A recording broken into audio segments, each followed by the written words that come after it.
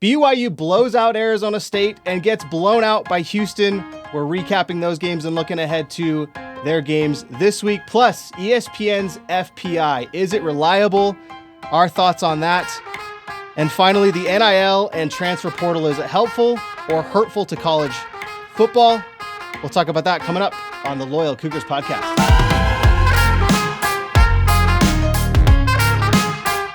Hello and welcome to the Aptive Podcast Studio. This is the Loyal Cougars podcast. I'm your host, Jake Edmonds, and this week joined by former KSL producer, current BYU TV producer, honestly my favorite Heimuli. Good. Great answer. Hema Heimuli, X-Hems. What's your social? X-Hems? X_Hems, yeah. One of my favorite Twitter followers, Hema Heimuli. Now, just to give you some background, Hema and I know each other from our times I worked at KUTV, he worked at KSL. We both kind of ran into each other quite a bit at high school football games, at jazz games.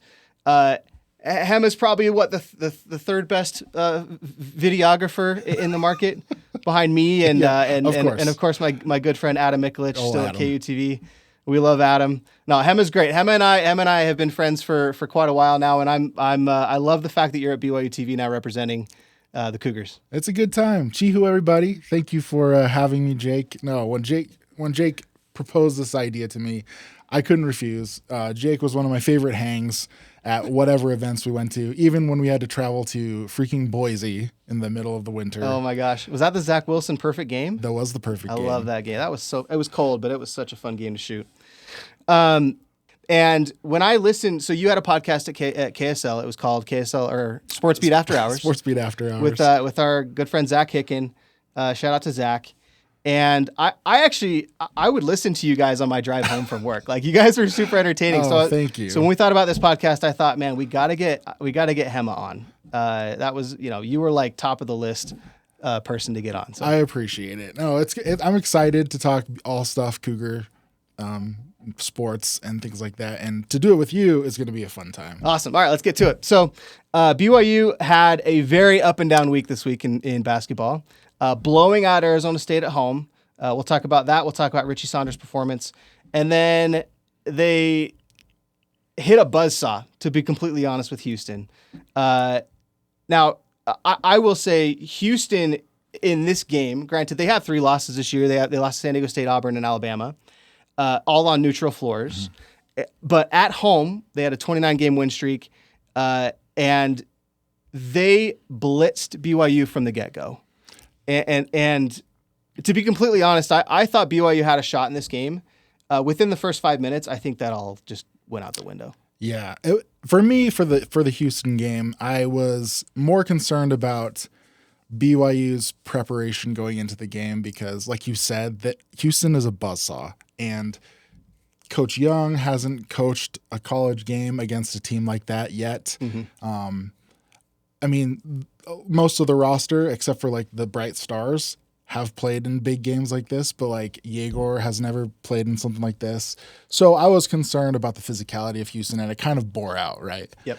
And one thing that I thought was really interesting is in my talks with Coach Young, I love this, by the way. Okay. I love that you have access to Coach Young. This is great. So I'll even back up a little bit. Before the Arizona State game, in a presser that everyone can watch, Coach Young talked about key indicators, stats for him that are important. They're all important, right? But there was like certain ones that were really important for him that he looks at quickly to see if the performance of his team is doing well. And a few of those stats are like offensive rebound percentage, defensive rebound percentage, yes, free throws attempted, and 3 free throws given to the other team. All of those were terrible numbers for BYU in that Houston game. Yeah, and those are your 4 factors, right? Mm-hmm. Like even like, and he comes from the NBA, right? So this isn't surprising, but those are the 4 factors. I think it's turnover percentage, offensive rebound percentage, assist percentage. There's one more, and he's harped on this before. Rebounding, especially offensive rebounds. Mm-hmm. That's how you. I mean, you think about it. An offensive rebound is, for all intents and purposes, as valuable as a turnover, as a takeaway, right? And so he is harped on this, and I think that is BYU's key to success throughout the whole season is, can they offensive rebound, and can they not turn the ball over? And those just happen to be the two things that they could not do against Houston. And not only could they not offensive rebound, they couldn't rebound defensively at all, right? Houston was crashing the boards. And you have stats over there.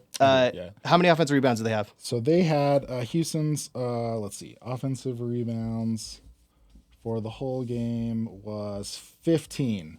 Yeah, but the big stat was 24 points off of turnovers. 24 points off turnovers, and I think they had 18 points off of rebounds. Second chance, second chance points. So and that's the game, right? They lost by 30. So BYU's goal going into this game was to out rebound Houston. I think they did a really good job against ASU, right? Like that was why they had so much success against ASU.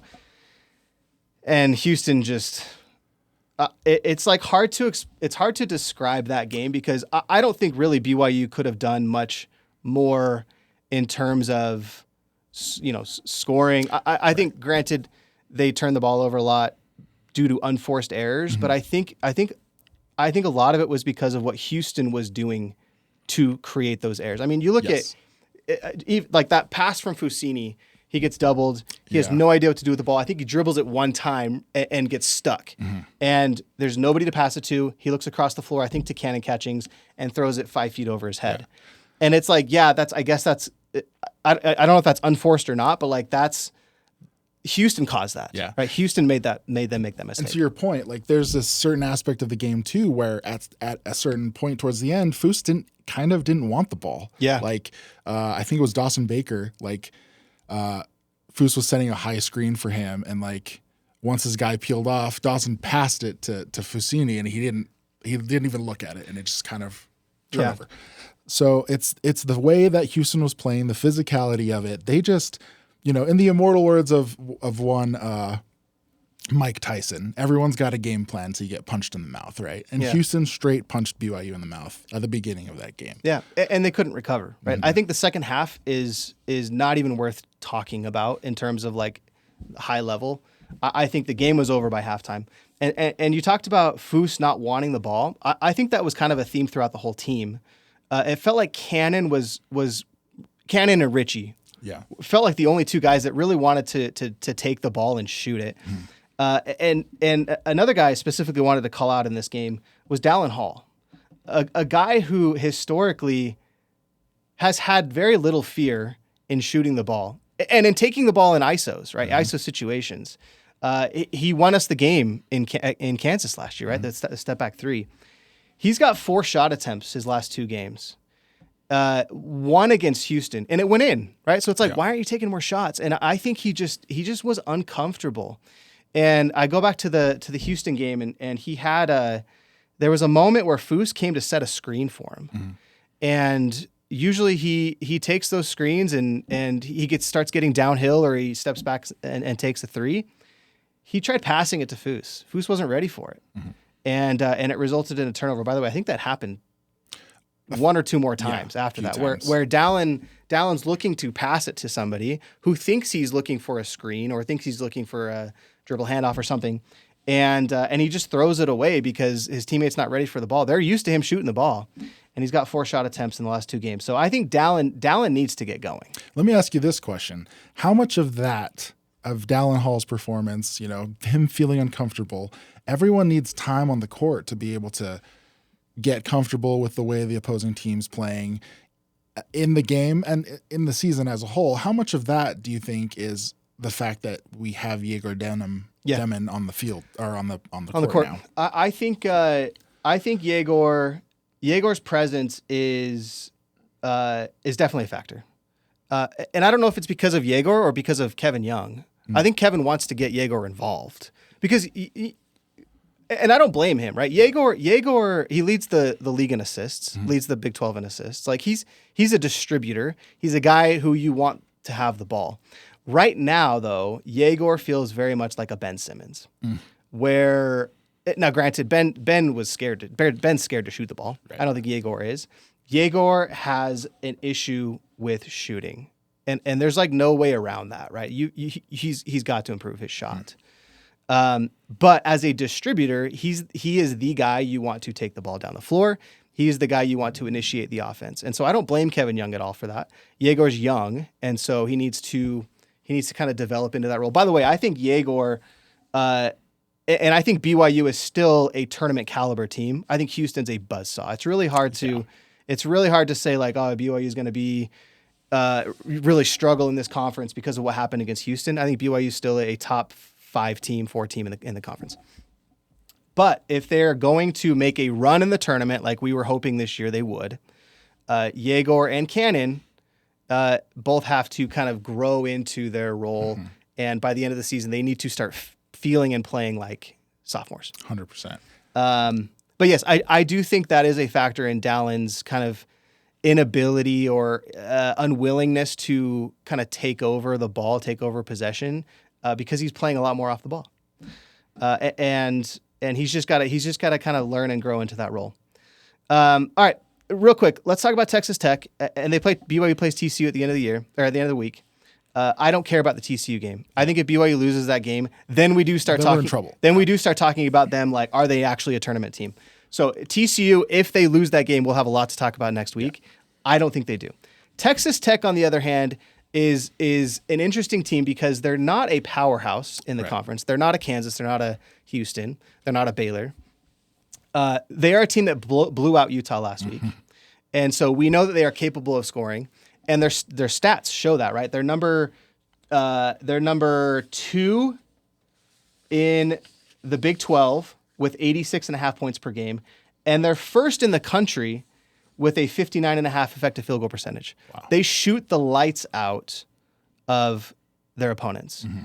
And so that's going to be BYU's challenge. They have Chance McMillian, who is the second best three-point shooter in the country. So he, ASU was the same way, by the way. They shoot well from behind the line. BYU figured out how to defend it, and they're going to have to do the same against Texas Tech. If they can stop Texas Tech from their 59.5 effective field goal percentage, I think they win the game. Yeah. Another thing that I thought was interesting was, I like to look over like the net rankings of every team, and Texas Tech is 20 right now. Yeah. And BYU's 48. Yeah. So, in the rankings, stats, and analytics that matter, Texas Tech is quite higher than BYU in that regard. But I agree with you. I don't think Texas Tech is as deadly as like Houston is. Yeah. So this game is kind of shaping up to be okay, we got punched in the face. How do we respond kind of thing? Yes. And I think BYU just needs to basically just show up in the stats that matter. Yeah. One thing that we can't do is turn the ball over as much as we did. Texas Tech only turned it over 5 times in Salt Lake, which is concerning. It's impressive. It's very impressive. The Utes don't have as active hands as like Houston does, but I think that's something that you need to watch for. Yeah. And hopefully BYU can improve on that. Yeah, it'll definitely have a different feel from the Houston game. Houston just suffocated BYU. I think Texas Tech is going to be more of a who can shoot the ball better. And BYU's at home, and they have historically, especially this season, shot the ball well. Mm-hmm. And so I think if it comes down to a shootout, I think BYU wins. All right, those are our predictions for that's our recap and our preview of this week. We're going to shift gears and talk about football coming up after the break. What are BYU fans saying about ESPN's College Football Power Index? We'll talk about it coming up on the Loyal Cougars podcast. This episode is brought to you by Aptiv. Aptiv believes that every home should be enjoyed. They tailor their pest control treatment plans to target pests when and where they're most active. Plus, if you see pest activity between treatments, Aptiv will return to take care of the problem at no additional cost. It's their way of making sure every customer is satisfied and every pest is controlled. If pests stay away, Aptiv is why. Visit goaptiv.com and give them a call. Mention this promotion to get your initial treatment for just $29. That's goaptiv.com. Give them a call and get home field advantage with Aptiv. All right, welcome back to the Loyal Cougars podcast. We're going to shift gears and talk about football. I know the season is technically over for BYU, but we are still in the college football playoff. And one thing that was brought up on Twitter, this is a well-known Cougar boarder, Jeff Fuller. On Cougar Board, he's Bama Coug. And he called out ESPN's FPI. For those that don't know what ESPN's FPI, it's their power index, and we'll talk a little bit more about their methodology and kind of its accuracy and what BYU fans or college football fans in general should think about the FPI. But he makes some pretty good points. So I'm just going to talk about a few things that he mentions. He questions, has ESPN's FPI put in an algorithmic glass ceiling for Big 12 teams? He says, even factoring in the Big 12's strong bowl season, not a single one has made the FPI top 20, and we'll go through the list. While the ACC, who's had an abysmal postseason, still has 4 teams in their top 15, including unranked 9-4 Louisville, all the way up at number 12. So let's look at the FPI rankings. Okay. And then we'll talk about kind of why this matters.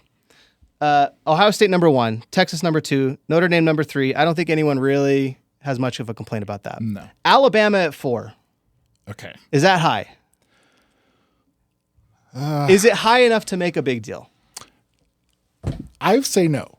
Okay. Okay. I think it's high. It's high. Yep. But I don't think it's as egregious as some of these other people we're going to probably see.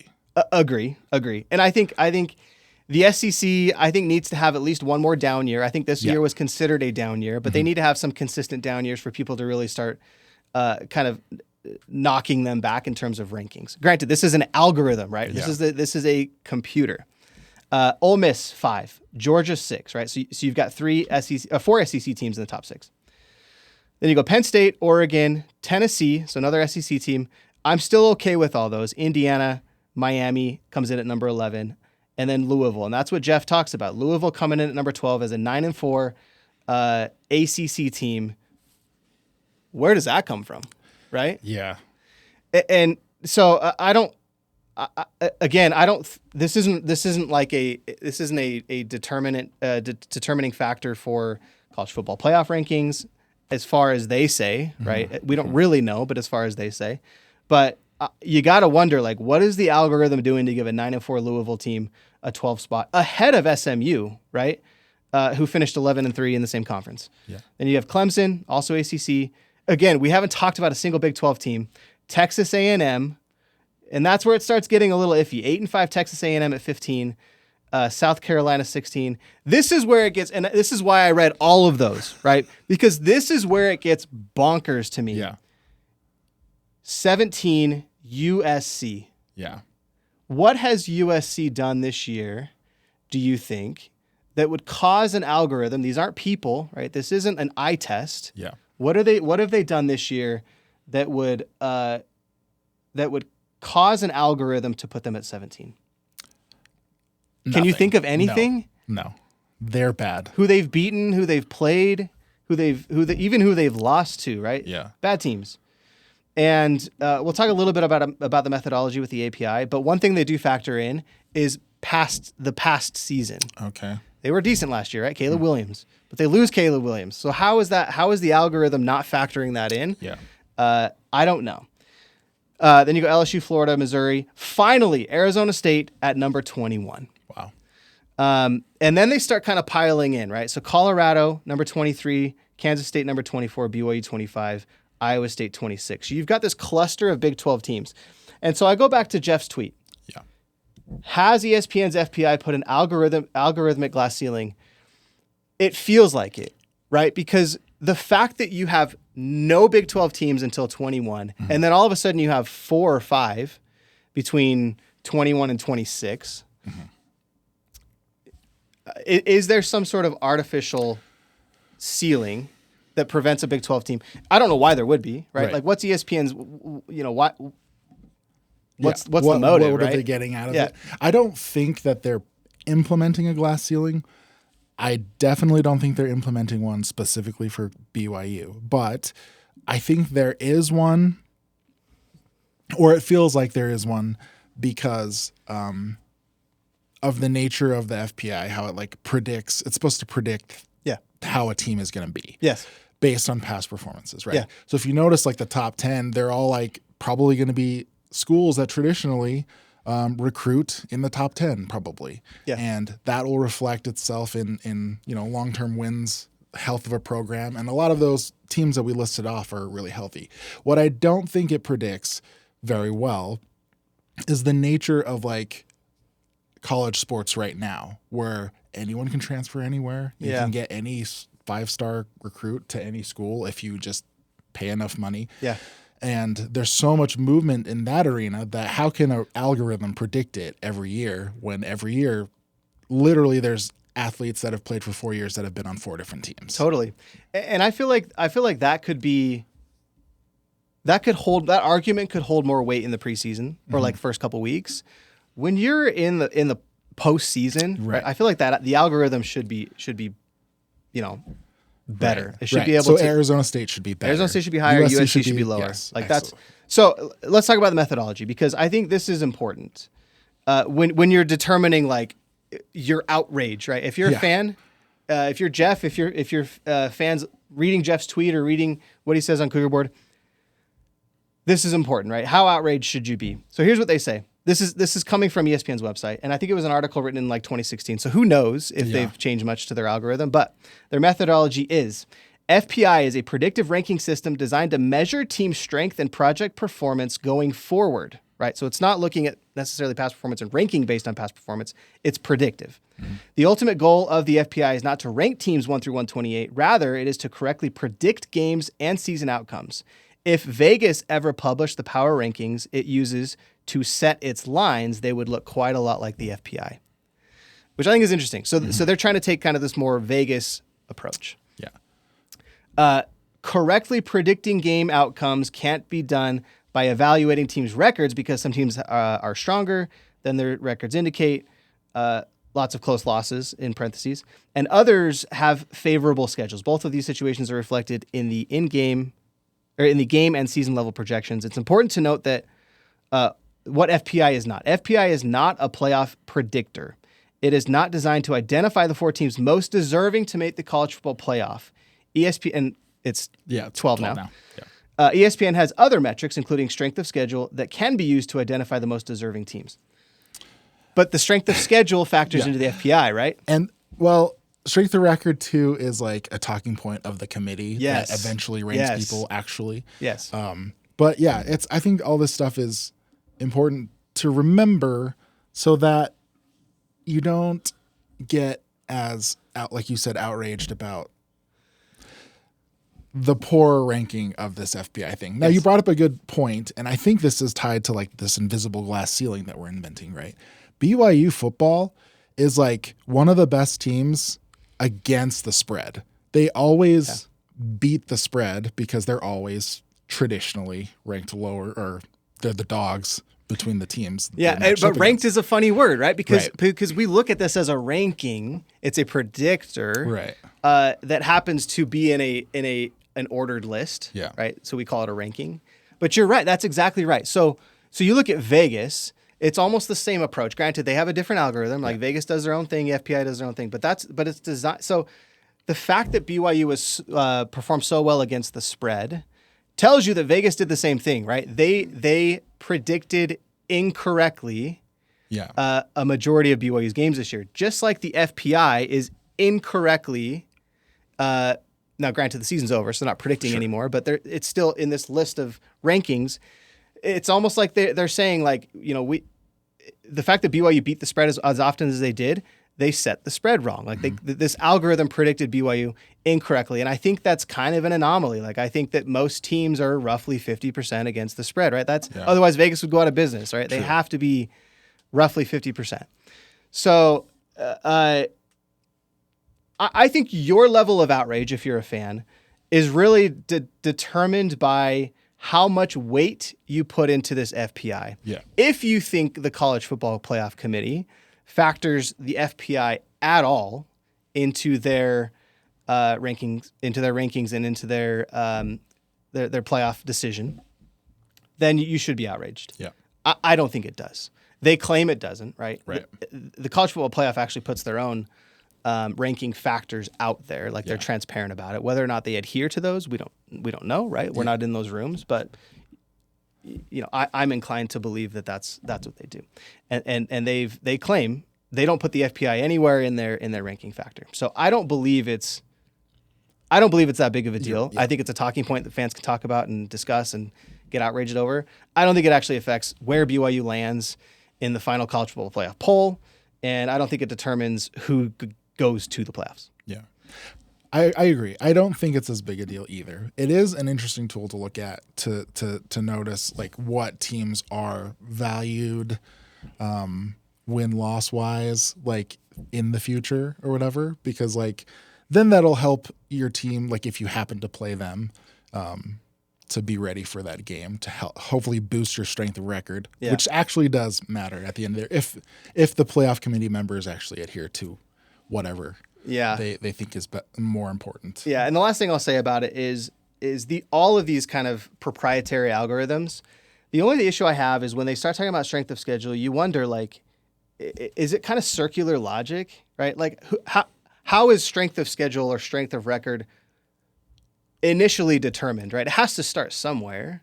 How do we determine that Alabama is a stronger opponent than Oregon? Right. Right. Like, true. Where does that start? And that's a huge thing, right? Because if the SEC is all full of strong teams, which historically they have been, but this year we're saying like, oh, this SEC is just as good as it was back in 2015. Right. Then every SEC team is going to have a stronger strength of record. And it's just kind of this circular logic, right? Mm-hmm. So like Alabama's playing a ton of SEC teams, and so their strength of record is better than Oregon. Right. But it's like, how do you, like, where does that they should have a good one too. Where does that start, right? Like that's the only issue I have is like, is this algorithm has to start with some sort of human logic, right? Somewhere to determine strength of record. They're never going to release their algorithm. They're never going to release the determining factors, and that's fine. But it's just kind of a fun thing to talk about. But again, I don't think it's worth putting too much stock into. I don't think it's worth putting too much energy into being outraged over. But it is interesting. I'd love to see that algorithm. We never will, but it'd be fun to see. All right, coming up, we're going to talk about the NIL and transfer portal. It's kind of been a hot topic over the last few weeks, especially when the transfer portal was closing. It kind of resurfaced a little bit last week, towards the beginning of last week, with the Keanu Tanavasa news of him coming to BYU. So we're going to talk about it and talk about the fan reaction. Is it too much? Is it merited? Is NIL even good is NIL and the transfer portal, is it good for college football? We'll talk about all that coming up on the Loyal Cougars podcast. Looking to get your brand in front of BYU's most engaged fans? The Loyal Cougars podcast and Cougar Board are your perfect match. Cougar Board is the largest online community of BYU fans with thousands of posts every day. The Loyal Cougars podcast is the official podcast of Cougar Board, and we have sponsorship opportunities available for both the podcast and the site. Contact us at sponsorships@loyalcougars.com, and we'll help your message hit home with the Cougar faithful.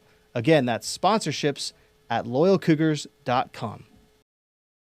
All right, we're sticking with football. Keanu Tanavasa, the news broke early last week, was transferring to BYU. And he put out a tweet, and I think it was kind of interesting because he quoted scripture, and I think some fan bases tend to not like that. We're not going to call it anybody in particular, but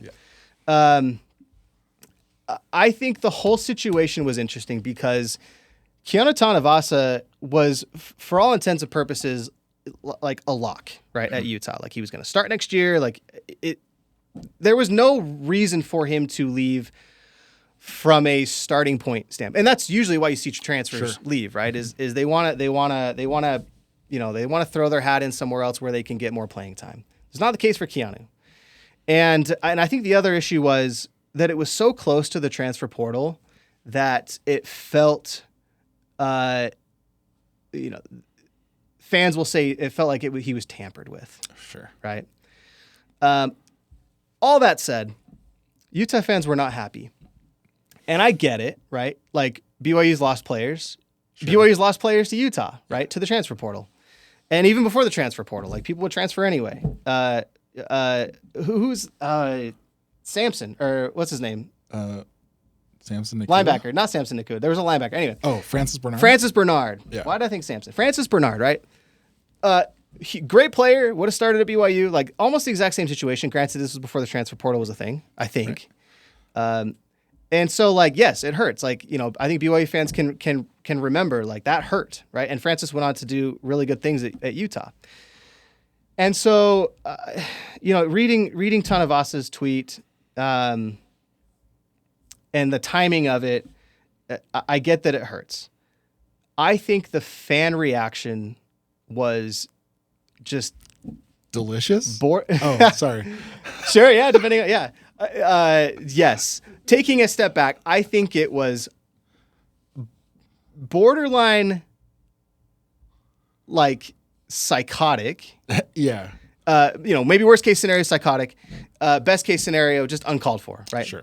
And I'm going to read some of these tweets, some of these replies. So this is his announcement, some of these replies to these tweets. I'm not going to call anyone out specifically. I'm just going to read them. One guy replies, it says a lot. It really says a lot about who you are as a person to go behind your entire team's back and betray them like this over money. Really says a lot about how you value relationships in your life. Like it's a kid. I mean, granted, it's a kid and like early 20s. Whoever tweeted that, whoever it is, if you wanted to find out who it is, you could probably go to find his it tweet, on right? Twitter. It's the top tweet. It's like, who are you to say that's the reason why he transferred? Exactly. And even if it is, yeah, like, great. So what? Yeah. Like why does that? What does that say about? What do you mean relationships? Like people leave their jobs all the time for money. Yeah. Nobody is committed to their job. And in today's day and age, college football is a job. It's interesting because like the people that call out for loyalty, it only applies when it's loyalty to them. Exactly. Right. Was Francis Bernard loyal to them? Like, right. I mean, great to them. You don't get to decide what the athlete values. And if the athlete values money or family time or other, intangible things that he's not getting where he's at, like, then who are you to say that you can't do that? Yeah. You can't want that thing. Yep. And it's just funny you're coming out because we realize like it wasn't 100% about money. But totally. Anyways, if you're going to read some more, that'd be great. I don't want to be completely honest. I think a lot of them say the same thing. Sure. And honestly, these are the tame ones, right? There were some, and granted, this may be the vocal minority. So I don't think it's fair to call out an entire fan base. But it just kind of underscores like how reactive fans are to something it's just like not that important, right? It's a single player. It's just not going to affect your life. And the fact that you not only, granted, you can voice your opinion on social media all you want. Like, I don't care. That's fine. You can say whatever you want. It will make you look like a clown. It'll make you look like a clown. If it goes viral, like it can backfire on you. Yeah. But that's your problem. When you're tweeting at a guy directly, I have a general rule of thumb: just don't tweet at players, unless it's positive, right? Unless you're congratulating. Yeah. Like there's certain situations, but like they don't care what you have to say. Like it's just you're just a random fan to them. Like it just doesn't matter, and especially when it's like when it comes from a place of like ignorance and misunderstanding. And it's so people are so confident like this is what happened because this fan. And I underscore fan, right? We're fans. Yeah. We're on a blog. We're on a podcast. Fans write blogs. I'm fine with them doing that.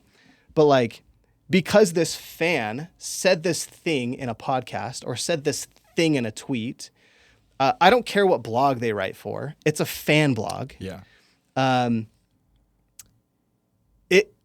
It's absurd to take that for like, and I'm kind of going off, I'm all over the place here because I have a lot of strong opinions about this. Yeah. But like, people take what fans write in blogs as gospel, and it's just reckless. And I think one of two things need to happen, and it probably never will. But these fans that write blogs, they need to acknowledge that they're fans. Right. Right. Like first and foremost. And there's no rule that says they have to. It's just very much unwritten. It's very much an unwritten rule. But like, to me, it's just like common courtesy. And then also fans that read those articles need to take a step back and realize like this is a fan writing about a player or writing about a team. Just as much as like you or I are fans, like anybody could write an article about a player or a team. And you have to acknowledge that. Like, you have to know, like, this article that I'm reading comes from somebody that doesn't have the connections that you think they do. Mm-hmm. They've heard it from the aunt of a player or a player's wife or They'll something. say, sources tell me. It's like, okay, what are these sources? Yeah. Yeah. And they're just so vague about it. Anyway, it's I obviously have strong opinions about it, but I think it's just harmful, and I don't think it helps, and this just kind of underscores that situation. Like a big way that you see this kind of rear its head is like, no matter what happens in the transfer portal, certain fans of a certain fan base will be like, oh, Ryan Smith is just blah, blah, Yes. blah. Ryan Smith this, Ryan Smith that. And it's not the case. We've found from like reputable sources that Ryan isn't bankrolling X player or certain Ryan team or certain himself whatever. has said that. And like, you can choose not to believe him, but if you're writing an article as if it's a fact that he is pumping $7 million towards AJ DeBounce by himself or whatever, it's just like borderline libel. And I'm not a lawyer. Like, I'm not going to like say we should like sue these people, but like, it's irresponsible. It's just not helpful. And I actually think this kind of segues a little bit into our next topic, and we can talk about just this for just a second because it's starting to surface. I'm sure it'll surface a little bit more throughout the week. But there's a rumor that is going around, and I think it's very important to underscore that this is a rumor coming from who knows where, right? Like, we don't have sources. We're going off of what we see on Cougar Board or on Twitter. Like, I've seen it on Twitter. And I want to preface this by saying, like, this is the kind of stuff that just like you have to take with a grain of salt. The rumor is Crew Wakely supposedly was watching film with Dallin Levitt before the ASU game. And for fans that don't know, Dallin Levitt is brothers with ASU's quarterback. So there's this theory or rumor going around that Dallin then shared either the film or shared some strategy with Sam, ASU's quarterback, about, BYU and how to beat BYU. Two things I have with that. Okay. I have some thoughts too. I have a lot of thoughts, but my two main ones. Who in their right mind calls a friend up and says, "Hey, let's hang out"? It's like, hey, we could go bowling, we could go to a movie, we could go clubbing, we could go, we can go golfing, go play pickleball. Like, there's so many things you can do. Who in their right mind, unless they have bad intentions, which I am going to give Crew the benefit of the doubt. I don't think he had bad intentions, right? Okay. So who in their right mind is calling up a friend and saying, "Hey, I'm really bored. Let's go watch film." Zach Wilson. That's all he does is watch film. Sure. Yeah. You've got these like gym rats, right? But those guys are doing it like on their own time, right? Their goal is to make it to the NFL. And so they're going to go into the locker room or whatever the film room is, and they're going to watch film. That's not fun though, right? No, You're not calling up a friend and saying like, "Hey, I really want to do something fun. Let's watch film." Yeah. So that's probably the biggest problem I have with this. The other problem is like, I just don't, and the other problem is kind of more in like the rumor itself. I think it's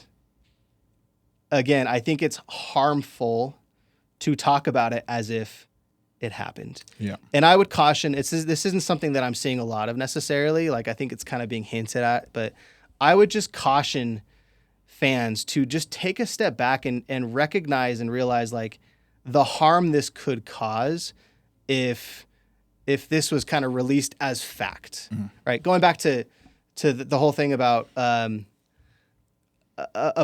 DeBounce receiving $7 million from Ryan Smith. Like, just think about it, right? Like, if it's not a confirmed fact, if it's not official, if it's not released by the team, if it's not reported by a reputable source, just kind of acknowledge that and like take it with a grain of salt. Don't report it as if it's fact. Yeah. Am I the fan police? Am I being the fan police? Sure, I guess. Like, are people going to listen to me? Probably not. But like, maybe some will. I don't know. I mean, do what you want, believe what you want, whatever. But just like, for me, I'm like critical thinking. Like, is Crew trying to like share secrets so that BYU loses? Like, to what end, right? We barely lost that game. Totally. We almost won. Totally. And the biggest reason we lost the game was Cam Scadaboo. Like, yeah, he ran all over us and we couldn't tackle him. There's not much you can do about that, you know? And then number 2, like you said, like, I've talked to Crew and he's a good dude. Like, if he's got to move on and go to another program, I would love for him to find a chance at another program. I would hate for him to arrive to that program and have coaches there be like, hey, did you share information on another team if it's not true? Yes. Right? Yes. So, like, again, do what you want, Just know me and Jake will judge you. I will if I see you tweet about Crew Wakely, this dang rumor, I will judge you. I will judge you. Now, if it's reported, right, and there's actual sources, I don't even care if they're anonymous sources. If I see Jay Drew or if I see Mitch Harper, it's different. If they're reporting on it, right, they're held to a higher standard. I'll believe it, right? Mm-hmm. Like I'll believe it. I will give them the benefit of the doubt. Until then, it is a rumor. I will treat it as a rumor, and I'm not saying don't share it. I'm not saying don't talk about it, like suppress it, but acknowledge this is a rumor, right? Mm-hmm. Like, there's so many rumors that fly around. You just have to know it's a rumor, right? Those are my thoughts. I don't know if it's helpful. I don't know if anyone's going to listen, but I just think it's important to acknowledge that these are people, right? Mm-hmm. And they can be damaged with the wrong information. All right. Any other thoughts on that? No, I think you wrapped. We it nailed up. it, right? Yeah. We nailed it on the head. All right, perfect. So that's going to do it for us for today's Loyal Cougars podcast. We went very long today, so hopefully you stuck with us till the end. If you liked what you heard and you liked what you saw, please follow us on all of our social media channels. Please subscribe to us on Apple Podcasts, Spotify, iHeartRadio, and YouTube especially, so we can get this channel growing and continue to talk about BYU sports. I love doing it. I know Hema loves doing it. Whoever we bring in as our second guest loves talking about BYU sports. And so let's keep this thing rolling. Like, subscribe, and follow us, and we'll keep this thing going. I'm Jake Edmonds. This is Hema Heimuli, X-Hems on Twitter. We'll see you next time.